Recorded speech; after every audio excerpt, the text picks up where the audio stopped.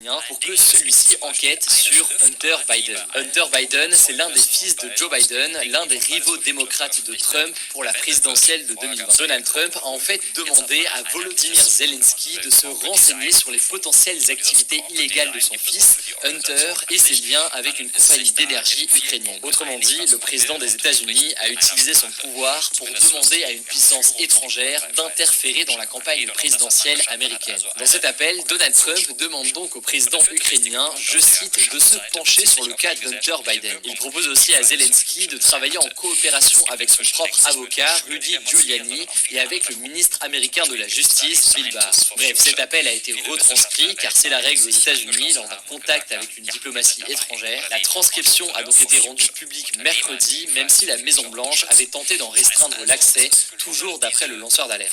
Résultat, après avoir lu cette transcription de l'appel, eh bien la Chambre des représentants, à majorité démocrate, a déclenché une procédure dite d'impeachment pour exiger le départ de Donald Trump. C'est historique, ça n'est arrivé que 3 fois dans l'histoire américaine et ça signifie que le président américain pourrait être contraint de quitter son poste. Pour cette procédure, dans un premier temps, une enquête parlementaire va être menée pour déterminer si le président a enfreint la Constitution. Ensuite, la Chambre des représentants vote pour ou contre l'impeachment, puis le Sénat vote également. Le truc, c'est que le Sénat est à majorité républicaine, autrement dit du camp de Donald Trump, et donc il y a peu de chances que la procédure aboutisse et que Donald Trump doive quitter son poste. Évidemment, le président américain s'est exprimé sur cette affaire. Pour lui, la procédure d'impeachment est, je cite, une blague. Il affirme être victime d'une chasse aux sorcières et dans un enregistrement obtenu par le Los Angeles Times vendredi, le président s'en prend au lanceur d'alerte, affirmant qu'il s'assimile à un espion et que, je cite, au bon vieux temps, les espions et la trahison, on traitait ça un peu différemment qu'aujourd'hui.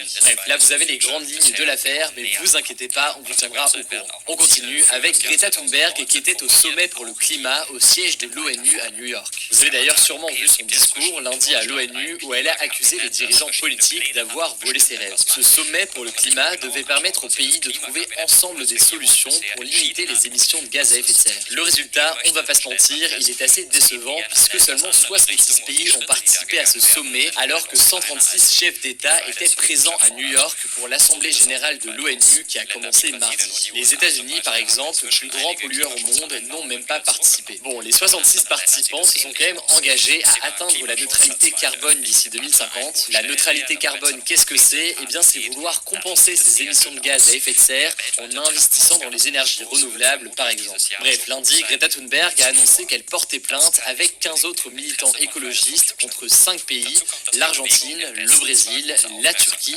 l'Allemagne et la France. Pourquoi? Eh bien, elle les accuse de ne pas aller assez loin dans la lutte contre le réchauffement climatique et leur demande de prendre des mesures pour protéger les enfants des effets dévastateurs du changement climatique. Les militants ont porté plainte auprès du Comité des droits de l'enfant des Nations Unies dans le cadre de la Convention internationale des droits de l'enfant. Cette convention protège la santé et les droits des enfants et a été adoptée par l'ONU en 1989. Du coup, grâce à ce protocole, entré en vigueur en 2014, eh bien les enfants peuvent directement faire appel à l'aide de l'ONU, comme c'est le cas juste ici. Mais alors, vous demandez sûrement pourquoi porter plainte contre ces pays alors que les plus gros pollueurs sont dans l'ordre, la Chine, les États-Unis et l'Inde. Eh bien le truc, c'est que ces 3 pays n'ont pas ratifié le protocole de 2014 dont je vous parlais et donc ils ne peuvent pas être attaqués de cette manière. Au niveau des réactions, cette plainte a été approuvée par l'ancienne ministre de l'écologie Ségolène Royal ainsi que l'eurodéputé Europe Écologie Les Verts Yannick Jadot. A l'inverse, certains n'approuvent pas l'idée de porter plainte contre des États qui signent des conventions pour protéger l'environnement, considérant que ce n'est pas un bon message envoyé. Bref, là aussi, vous inquiétez pas, comme dans chaque actu, on suivra l'évolution de la situation. Notre troisième actu, c'est l'Assemblée nationale française qui a voté l'ouverture de la PMA à toutes les femmes. C'est l'une des grandes mesures du projet de loi bioéthique examiné par les députés français cette semaine. La PMA, ou procréation médicalement assistée, permet d'avoir un enfant grâce à différentes techniques médicales